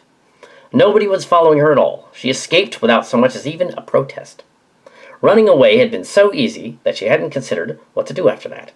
The only thought in her mind was to get as far away from them as fast as possible. The sun was hot as the day advanced, and it became a burning heat. The thin soles of a pair of what passed for shoes seemed thinner as she paddled on her way. Suddenly, it startled her to think that she had not eaten it all day. It was now nearly noon, and the hot sun was burning her feet, and her body was so overheated she thought she was burning up. She looked around for a shady place to rest, but there was none. She walked on and seemed to be in a daze. Finally, she came to a great patch of shade and collapsed. It seemed to her that the sun was never that hot, and she wondered if she could go on. She felt dizzy, tired, and thirsty. She saw a spider crawling on her leg, and was too hot and tired to brush it off. She just let it crawl around and around on her leg, crazily. She noticed an anthill by her hand, and she thought there must be millions and millions of them. She said, "They have a home at least, but I don't." She put up again. She got up. She got up again and started off down the hot and sandy road. She didn't know how long she had been walking, as far as she hadn't seen a single person. Suddenly, she heard a horse trotting on the dirt road behind her. She turned around and saw a horse and buggy. A young man was in the buggy, and he stopped to say, "What's the matter, little girl?" Instead of answering, she cried for quite a while. The young man was so upset at the sight of a child in obvious distress and misery that he didn't say another word until she finished crying. Then he very kindly asked her, "What's the matter?" "I ran away from my folks, only they're not. They hired me as their servant girl for as long as I can remember, and only told me to say they were my parents. They're Abe and Penny Gleason. They didn't even come after me." The young man just listened for a moment, and then he said, "The Gleasons? They're that old couple over yonder. I heard they're real mean." "They are," she nodded. "I'm not a little girl. I'm 14 and real strong. I was wondering if you needed a hired girl. Please, I don't want to ever go back to those people." "I suppose that'd be fine." The man helped her into the wagon. "Ma could use a hand around the house." And at his invitation, she got into the buggy. "I'm John Ordman," he smiled, realizing that she was probably a pretty girl if she had a clean face and clothes and her hair washed. "So Penny Gleason's a real devil." John jiggled the reins, and the old buggy began to move. He thought that she had nice eyes, dark and brown. It didn't bother him that she was running from those mean folk, and he thought it was a good idea. Grace was delightful, and Grace was delighted with her companion, and therefore either of them realized it. The horse had turned in a side road. The blazing sun made her sweat terribly. As soon as she knew it, she was standing on the dusty earth before a small yellow farmhouse. John gruffly slapped down the reins and got out of the buggy. Then he tied the horses to the hitching post. "We're home. Come this way." John led Grace to the farmhouse. She walked inside. His mother was making some pie, and smiled up from her bacon, and nodded. "Who is this, sonny?" "Why, this is Grace. She ran away from old Gleason's." Old Mrs. Ordman smiled at her. "Now, dear, you'd better get washed up. You're filthy from running around all over town. A person can get sick of heat in this weather." She tended to her new guest with kindness, such that Grace was taken aback at first, and nobody ever treated her kindly. After Grace explained her story and got her all cleaned up, the Ordmans promised not to tell the Gleasons anything if they happened to come by. Old man Abe Gleason told his wife that he was fed up with not having his daughter around, even though up until that point he hadn't ever called her that. "I know where she's been hiding all these 2 weeks. I'm going to go there and fetch her from 'em." Penny Gleason had a baby in one arm, and she was ignoring it. Other babies and children were tugging at her. She almost kicked one of them out of the way, but composed herself. "You do?" "Yes, old Miss Ordman's got our daughter held at their farm. I'm going to go over there and get her, and if they give me trouble, I'll get the law on 'em." Penny nodded. "You go right ahead, Pop." Penny nodded. "You go right ahead, Pa. I'll be back with her by sundown." "Yes, sir, I'll go fetch her right away." Abe turned gruffly and left. His motivation was clearly not of love or worry, but quite the contrary. Abe turned gruffly and left. His motivation was clearly not of love or worry, but quite the contrary, as he needed her to do the chores he always neglected to do himself. He hitched up his horse and buggy and rode off into the dusty afternoon. Grace was dusting dining room chairs, not because she had to, but because she wanted to. Old Miss Ordman and her son had been so nice, and she didn't know how to cope with it. Mrs. Ordman was sorting eggs when a loud knock was heard at the door. Grace heard the door being opened, and then she heard his voice. She dropped the dusting rag and quaked in her shoes. It was no mistake that the man was Farmer Gleason, and he was furious. Grace quickly ran out the front door and into the field, looking for John. He looked up from his plowing when he saw her, and he knew something was wrong. Grace quickly ran out in the front door and into the field looking for John. He looked up from his plowing, and when he saw her, he knew something was wrong. Grace told him that her father was after her, and asked what to do. "I can't go back. I can't, she wailed. John replied, as a matter of fact, "You come with me, and we'll get to this right away." And then they went back to the kitchen. The farmers looked at each other with malice, and the older man spoke first.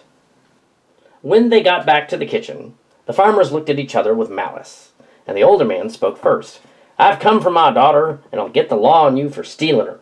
He then began waving the horsewhip he carried, very belligerently. John walked up to him and calmly said, "Listen, you old buzzard, you abused this poor child for the last time, and you'll never have a chance to do it again." "What do you mean?" asked the old man. Then the young farmer looked at him straight in the eye and replied, "I mean that I'm going to marry her," he said, "and nothing you can say or do will stop me. And now you can get out, and I never want to see your ugly face again." The old man walked on and never returned. When he was gone, John walked over to his mother. "Mother, what do you think about it? Don't you think Grace would be a nice daughter-in-law?" "Yes, I do," she finally spoke. "But in these here parts, she's still a little young to be married. You have to wait a little while." John walked over to Grace and said, "Well, I guess it's all settled, and we can be married whenever you say. In a few years." Then Grace, with no words of love or affection, promised to marry John. In a short time, they were married. Well, 4 years later. But it took a long time for their marriage to produce any semblance of mutual affection. She had been through too much of an ordeal. Grace was almost 2 years older than Lucinda. So when Lucinda was married at 17, Grace was 19, and had her first child already. Curiously, about the same time Lucinda had her first child, Grace was on her second, and there was a gap for a little while. Other children followed as she went into her early 20s. John and Grace couldn't have started out in love, but had to mature into it. Once Grace turned 18, it was easier for his family to accept their marriage, and it was no longer out of convenience or to get away from the past. Grace eventually found the kind of love she never knew before, and it took time for her to mend and accept it. It was not until her first child was born that she began to see John as her friend, not just her husband. So by the time Lucinda met them, they had a mutual respect and understanding, an unconditional love that admired. It would be many years before Lucinda saw Grace again. By that time she had 9 children, and Grace also had 9. Estelle is born. Greenville, Michigan, summer 1896. Well, roughly June 1896. Each passing year, Lucinda thought she might go to see Grace again, but hadn't been able to go to see her. 6 years had passed her by before she thought about it again, and promptly decided not to. She could wait for the following year. It was summer. A blistering one at that, and she'd just given birth to her 6th baby, a girl. The Fries family had 6 children, which was not uncommon in those days. Grandmother Amanda Fries and the midwife had successfully brought the previous 5 children into the world. She had the help of several good neighbors, women, and the community for them, for the 6th birth time. Grandmother was worried, and Dr. Beck was called in. Grandmother had told them that the baby was a fine, blue-eyed girl. She then left the fairly quiet. Grandmother had told them that the baby was a fine, blue-eyed girl. She then left the family quite perturbed as to how they would pay Dr. Beck, as he was charging the outrageous sum of $10 to deliver the baby. The Fries were very short on cash, but the demands of the constantly growing family did not seem to bother them. They just felt that when God gave you a large family, he would also help to provide for them. It did seem that the larger families just prospered as they went along. Most families were considered small if they had 5 or 6 children. In Greenville, they knew of one family with 12 children, and another with 14, and they lived there too. They looked up as prosperous. They were looked up as prosperous. They were looked up to as prosperous. "The Lord will provide" was one of the most popular biblical quotations. Birth control was unknown, and sex was the most shocking subject imaginable. No one ever discussed such things in mixed company, and should anyone verge on the subject, he would be promptly squelched with such words as, "Shush, the children are listening," or "little pitchers have big ears," and so on. When they moved in, let's go back to the guys. They're kind of narrating the story is what they're doing. That's what they're kind of doing.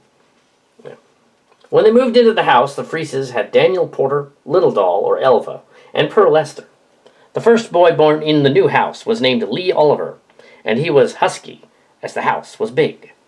He had black hair and blue eyes, exactly like Clarence's. Then there was Roy Bartlett, as opposite to Lee Oliver as possible. He was not husky, was blond, and very frail-looking. He caused his parents a lot of anxiety in his infant stages. The 6th child, the new infant, was just named Baby. One bright Sunday afternoon, a few months after Baby was born, the family decided to go out for a ride in the horse and buggy. Since there wasn't enough room for all of them to go, it was decided that the 3 younger children would stay at the house. Their grandma, Amanda Fries, would look after them. Their grandma, Amanda Fries, would look after them. She was the school teacher from earlier, but as an old woman didn't wish to retire gracefully. Their grandmother, Amanda Fries, would look after them. She was the school teacher from earlier, but as an old woman didn't wish to retire gracefully. She wanted to keep doing what she loved. When they returned that evening, the 3 youngest children were all crying, and Grandma Fries told Lee Oliver that he was a very naughty boy indeed. What an afternoon she had! Everything seemed to go wrong all at the same time. First, the baby had dropped and broken her last and only bottle.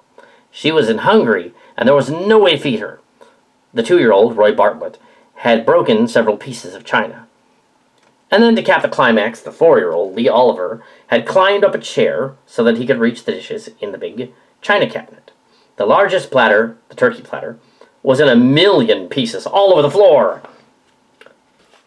Lucinda gave her son a long lecture, and among other things she said to him, Now God sees you all of the time, and he knows everything you do. And he knows when you're a bad boy. Did you break the platter? Oh no, Mama, I didn't break it, he said. Grandma done it.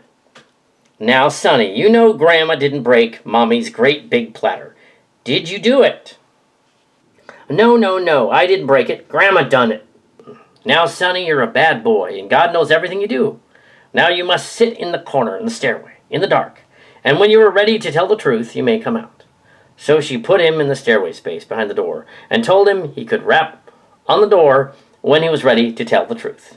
Some time later, a timid rap was heard from the door, so Lucinda rushed to the door. She was very pleased to think that her son had made up his mind so soon to tell the truth. Lucinda opened the door and asked, Are you ready to tell the truth now? He answered by saying, Mommy, are you sure God sees all the time and knows everything I do? All right, said the little fellow. If God sees me, I done it. But if he didn't see me, then Grandma done it. When the blue-eyed baby girl was born, Clarence decided to name her after someone very special. He thought about it a long time, but never mentioned it to Lucinda until the time came when they felt a name should be chosen. Permanent. They had been calling her just Baby for quite a while now, and Dr. Beck had been urging them for the Christian name so that he could have the births officially recorded. Clarence told Lucinda about his dead sister, and how he'd like to name the baby after her. I was a boy when my sister died. Her name was Estelle. She meant the world to me. She even wrote me a poem I've kept all these years. He handed her the yellowed paper. Lucinda smiled at the poem. Oh, I see she was really important to you, Lucinda replied. I made a promise to her before she died to name my daughter after her. So what do you think? Lucinda wasn't superstitious, but it bothered her. It just doesn't seem right to name a baby after a girl who died when she was only 16. What if she dies at 16 too? No, I don't like to name her after someone that died that young. My sister had the ague, he said. She doesn't. She won't have it, in fact. I bet she lives a long time. Well, if it really means that much to you. Yes. Well, Lucinda said, I guess it'll be all right, if you say so. And I'll be a little worried about it, but if you want, I'll call her Estelle. And so, with that, the little Estelle became the joy of her father's life and was his special pet. Every time she would laugh or smile, he saw his sister all over again. And a great feeling of peace and happiness came over him. His heart felt warm. Little Estelle was curiously similar in appearance to her long-dead aunt. And as it turned out, Grandma Fries came over and told them that she looked a lot like Estelle. That's a fine name for her, as she looks just like my Estelle as a baby. Lucinda then decided it was a good idea to have a baby named Estelle, after all. Estelle means star, of course. Yeah. Grandpa David Fries. Clarence Fries's father, David, became Grandpa Fries, and he took great delight in entertaining the children with stories of the old days. The children called him Grandpa. Grandpa used to tell them ridiculous things, such as that he had thought people would would be able to fly right in the air someday. He said, "Do you know someday they'll even be able to fly clear over the ocean?" Then everyone laughed, and because they did so whenever Grandpa was telling them one of his yarns. One day, one of the children found an old silk hat, which looked as though it had been hidden away for a long time. One day, one of the children found an old silk hat, which looked as though it had been hidden away for a long time. When they told their grandpa about it, he was quite concerned, and told them to put it back where they found it. He told them to never touch it again. He knew the history of this hat, and knew that it was one of Clarence's keepsakes, and that Grandpa really got startled. He told the children that his father Daniel had been the original owner of the hat, and that he had never seen his father when he was outside without it on. He also always carried a gold-handled cane. "My father, who would be your great-grandfather," he said to the children, "was considered a pretty wealthy man. The prison back in my hometown of Auburn, New York, was built in 1816. And do you know my father made bricks? And he made the brickyards right in our backyard. All the bricks at the Auburn prison were made there. And boy, was my father proud of when he got the contract for those bricks. He said, 'The bricks I made will last 100 years.' Our home, naturally, was made of bricks, too. Real bricks. Yes, sir, we really had good bricks in those days. Yes, sir, and my old home where your father was born was built to last. I bet it's still standing in 100 years from now." Every room had a fireplace in it. We lived in the wing. The folks lived in the rest of the house. It was built on purpose for my family, and we had a schoolroom in the basement, just like there. The children loved to hear Grandpa tell the stories of the old days. The children loved to hear Grandpa tell stories of the old days. The prison was indeed built to last. Inmates within the prison would see the statue and wonder if one day they could see it close up from the outside. So this Greenville, Grandma Amanda Freese, Greenville, 1900. Amanda Freese was quite a remarkable woman in addition to being grandma to the Freese children. Years had passed, and she was seated in her big rocker, far removed from her old schoolroom in the basement. For the first time in many years, she realized she was getting old. In those days, 65 years old was very, very old indeed. For a long time, unknown to her family, she had been taking digititis for her heart. She knew her heart was playing her tricks, and only her doctor knew it was just a matter of time as to how long she could hold on to life. The last time she had visited him, he had assumed a graver manner than it was his wont with her. He had no idea that she suspected the truth and knew the meaning behind his gravity. As she sat with her eyes closed, she seemed to have the whole panorama of her life unfolding before her. She thought of the day when the whole town found out that she was a preceptor, back when she first became known as in Greenville in the 1800s. Preceptor. Interesting. Let me read that again, so it doesn't sound weird. As she sat with her eyes closed, she seemed to have the whole panorama of her life unfolding before her. She thought of the day when... panorama. As she sat with her eyes closed, she seemed to have the whole panorama of her life unfolding before her. She recalled with pleasure the special meeting of the school board, and it seemed only yesterday she was invited to attend. "There is a meeting of the school board Thursday at 8 o'clock in the evening to discuss matters of the utmost importance. Would you please honor us with your presence?" Yes, she certainly was going to the meeting. When she arrived at the meeting, she was introduced to the people who had so far not had the pleasure of knowing. The president of the bank took her in tow, and he was also the president of the school board. He said in his most pompous manner, "We have great plans for you, Mrs. Freese. Yes, great plans." Amanda seemed, for some strange reason, very unimpressed. Then they told her, "We are building a new fine high school. In the following year it would be ready for occupation." Then they told her, "We are building a fine high school. In the following year it would be ready..." Wow. Then they told her, "We are building a very fine..." Then they told her, "We are building a very fine high school, and in the following year it would be ready for occupation." The point at hand was that since you were a school teacher, and a very able one, would you be interested in taking the position of language teacher? They did not know it, but they came close to her heart when they mentioned... They didn't know it, but they came close to her heart when they mentioned languages. because she was a linguist of some ability. Her favorite and dearest love was teaching French, and she had thought that one did not have an education to amount to anything unless one could at least read a French bill of sale. Amanda was polite, but firm in her refusal of the position. However, no, I must decline the offer. They were baffled at her refusal. Well, if you change your mind. And she said, I won't, she replied adamantly. I won't, she replied adamantly. The board was obviously distressed, and then they offered her the position of principal of the high school. All right, then, we'll offer you the position of principal of the high school. For the recollection, no woman has ever held such an honorable position. They seemed to feel that they were offering her a great favor. And she said, no, I will not. She refused. But why? The board was again baffled. Then she told them, I have not now, nor ever had a desire to be a high school principal. I also have no intention whatsoever of teaching in high school. What I intend to do is what I have always done. I am a preceptor, and I am going to have my own private school. If you want to cooperate with me, that'll be fine. I know there are a lot of pupils who fail, and they can make up the failures by coming back to me to school in the summer. I shall tutor them on my subject, so any one of them will come to regular classes in the fall. She became very drastic and continued. Any of your adults who wish may sign up in my language classes. Any of you adults who wish to may sign up in my language classes. I especially like to teach French, and as you know, it is the fashionable language of the time.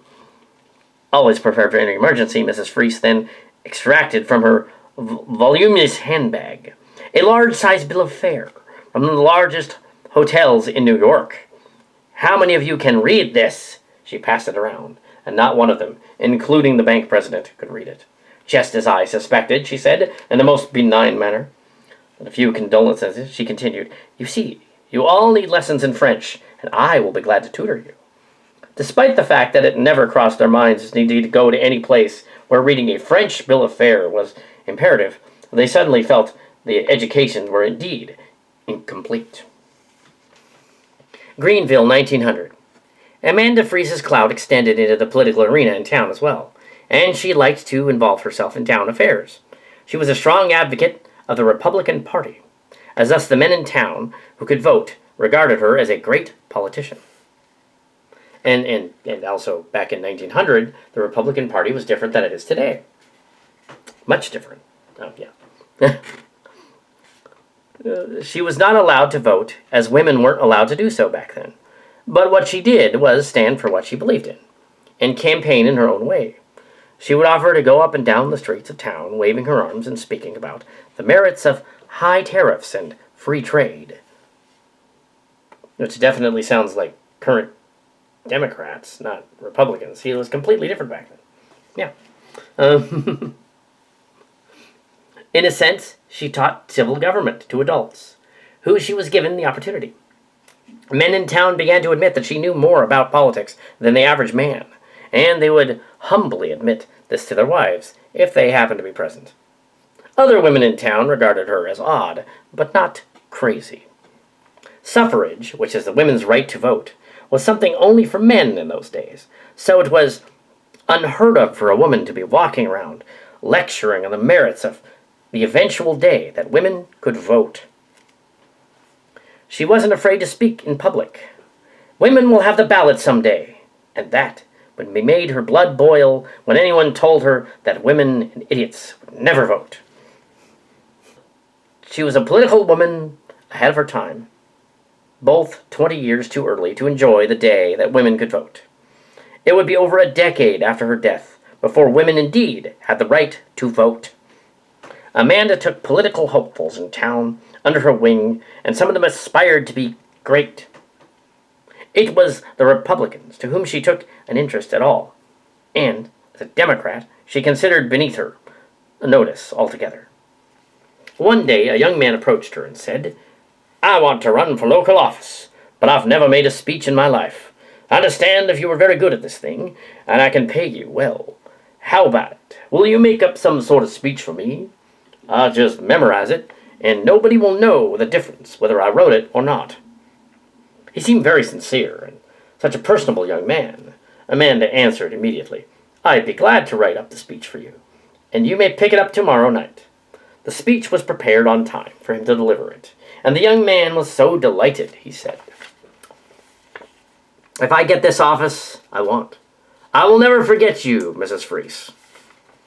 The night came for the big political rally. The town men were in hand on the big Grange Hall. The town hall was ablaze with lights, and the room was filled with smoke, but it was not from fire, because they lit up torch lamps and stuff. They didn't. Yeah, they would have had, something like that. It seemed that everyone had big cigars or something else to smoke, and the main room where the speeches were was to be made was vile smelling, and it was obviously no place for a lady. When it was nearing time for the meeting to start, a young man was blocking the entrance. To his amazement, he looked up and saw a very tall lady who looked as though she might be his grandmother, and he said to her, "You can't come in here, ma'am. This is a political meeting." The woman, who looked as though she might be his grandmother, cast him a disdainful glance in her most school-teacher-like manner and replied, "Young man, step aside and let a lady pass." He stepped aside, and she passed right down the aisle, through all of the smoke and the smells, and sat down in a chair in the front row. Women were just not supposed to be invited to political at all. Women were just not supposed to be invited in politics at all, the men said. But this didn't stop Amanda Freese. It was unheard of for a woman of any disreputation to sit on a political meeting. But this lady was very determined, and no one stopped her. After all, she had a protege, and she had come to see him make himself proud. With the first beautifully written speech, at least she thought so. As the protege came out of the platform, he was obviously disconcerted for her presence, and he had to look several times to believe his eyes. There she was, sitting as immobile and statue-like, and looking about as cold.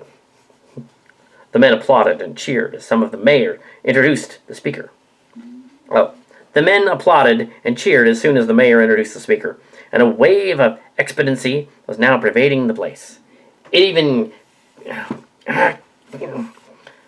men applauded and cheered as soon as the mayor introduced the speaker, and a wave of expectancy was now pervading the place. It came overbalanced over the thick smoke. Soon Amanda knew every word the young man was going to say, or at least thought she had, and hopefully in her... Since Amanda knew every word the young man was supposed to say, or at least thought she did, she sat very erect and in her begrudging chair. As one might guess, she was not supposed to be seated so unceremoniously, or even present, much less in the coveted front row. The applause subsided as the young man arose. He took a glass of water from the table, and took a taste of it, and put the glass down, and then he looked around. He gulped and then thought, "What in the world is that new word I learned? What is the word?" He became increasingly nervous and couldn't even begin. He was thinking, what in the world is Miss Freese doing down there in the front row seat? I wish she'd stayed at home, where she belongs. He tried to begin his speech, and then he realized he was staring at Amanda, and gulped again and took another sip of the water. Finally, he started his speech. "As I stand before you on this," he was trying to think of that word. He thought of what it was he was intending to, and this must be it, he thought, and then continued, "As I stand before you at this rectum." That was all as far as he got. Then his speech ended with an abrupt cry of laughter. He must have said the word. He must have said that word wrong, or the wrong word, and he didn't know which. Everybody was laughing. Everyone was laughing. He knew he was supposed to say he was glad to be there, and he wished they all felt at home. Yeah, that was it. He wanted them to feel at home. What he said was, "As I stand before you at this rectum, I wish you was all at home." Amanda realized that he had reverted to his usual ungrammatical vernacular, and she had to laugh also. Amidst guffaws and cheers, the meeting became a bedlam and was broken up. That evening after the meeting, the young man walked directly over to the dictionary and hurriedly began searching for the word and found it. Rostrum. He tried to memorize for future references. As at the end of the political speech, the making for the young man, but not his career, as he was immediately and unceremoniously elected to the office that he sought. The townfolk liked his humility. That character is in the history books. And now we'll go look him up. The rostrum rectum guy. Yep. Greenville 1900 as well. It's the same chapter. Amanda Freese was reminiscing to herself about her long years in Michigan. In the same year, she smiled as she thought of how many grandchildren she had. Think of it, she marveled. Here I am with only one son, and I have 9 grandchildren, and I've never dared to hope for so many, but there they are, and I love them all. In her mind, she indeed put them all up. It seemed that little Estelle was her lost daughter. Estelle all over again, and she knew what she had never really recovered from, the loss of her lovely child. Let's see, she was thinking, little Estelle will be 5 years old soon. I must go downtown tomorrow and buy her something. I hope she is going to wear the sunbonnet I made for her. She has such a lovely peaches and cream skin, and I wouldn't want any sun to be on her face. She felt tired as she rose from her chair and prepared herself a bed. Just before falling to sleep, she turned to her husband David. She felt tired as she rose from her chair and prepared herself for bed. Just before falling to sleep, she turned to her husband David. I want the horse tomorrow, dear. I'm going to hitch the horse up to the buggy and go to town right after school. There are some supplies I want to buy. Yes, I'm going to town tomorrow. The next morning, Amanda went about her duties as usual, with minimal effort.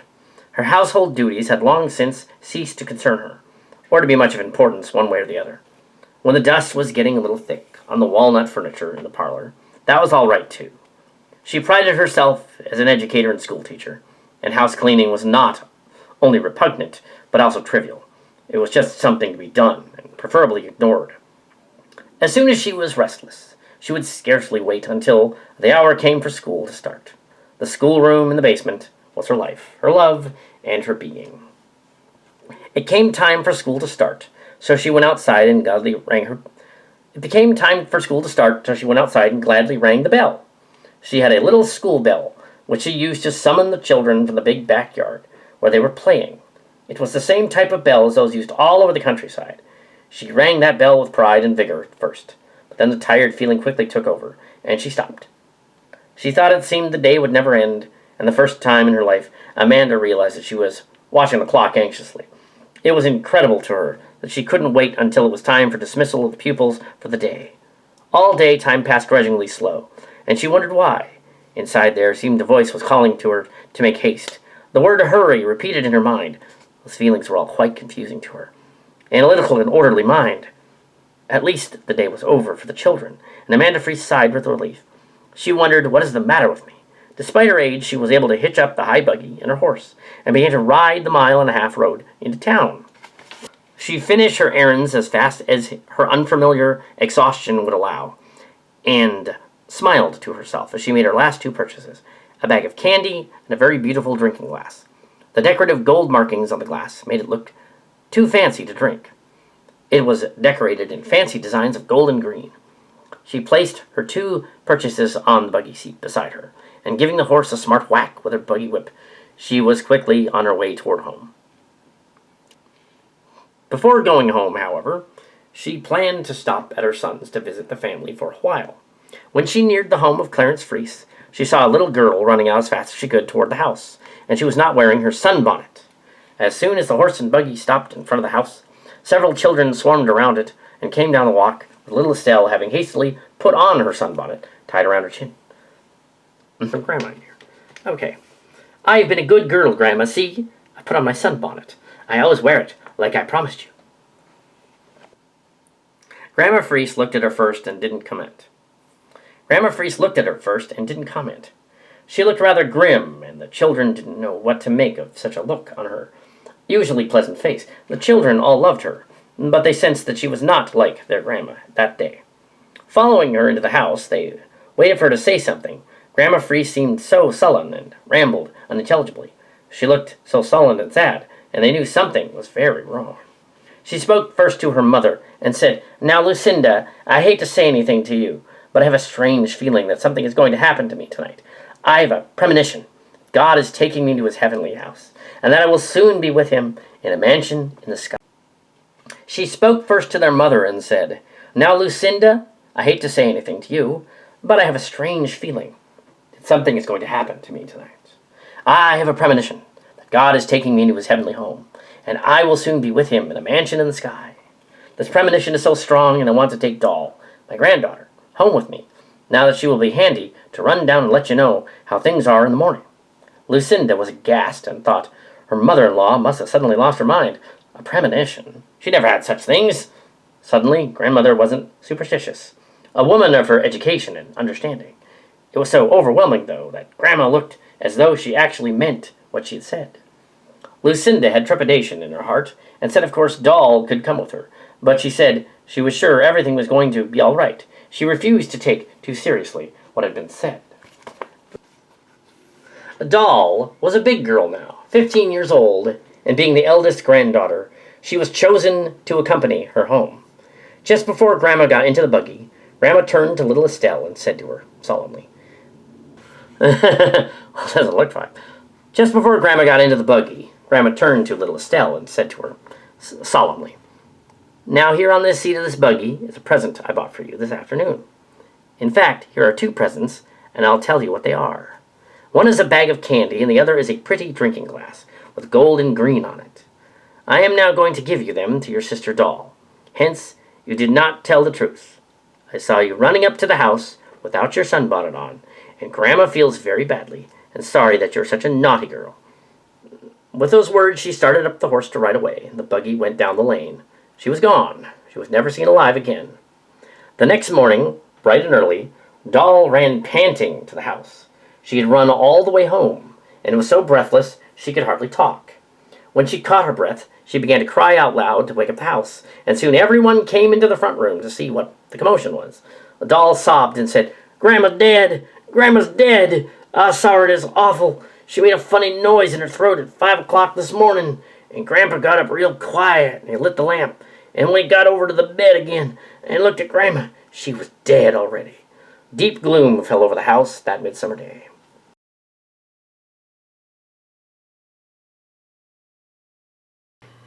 Fair roses around its sculptured form entwined, and grace and beauty seemed combined. And so I gazed upon its beauty more. I wondered why so many passed it o'er.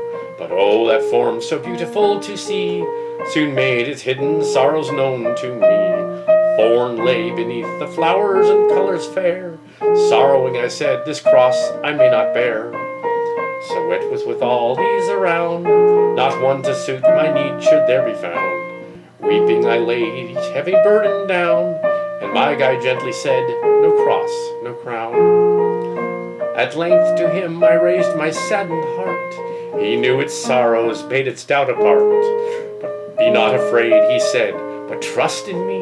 My perfect love shall be shown to thee." And then with lighted eyes and willing feet, again I turned my earthly cross to meet.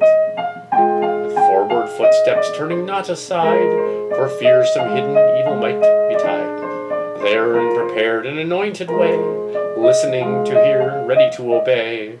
A cross I quickly found of plainest form, with only words of love inscribed thereon.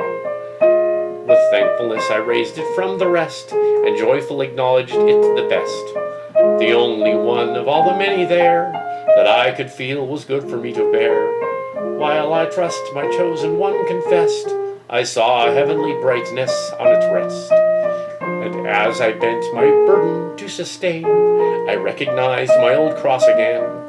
But oh, how different did it seem to be, that I had learned the preciousness to see. So what he loves seems good of me to send. I'll trust it best because he knows the end.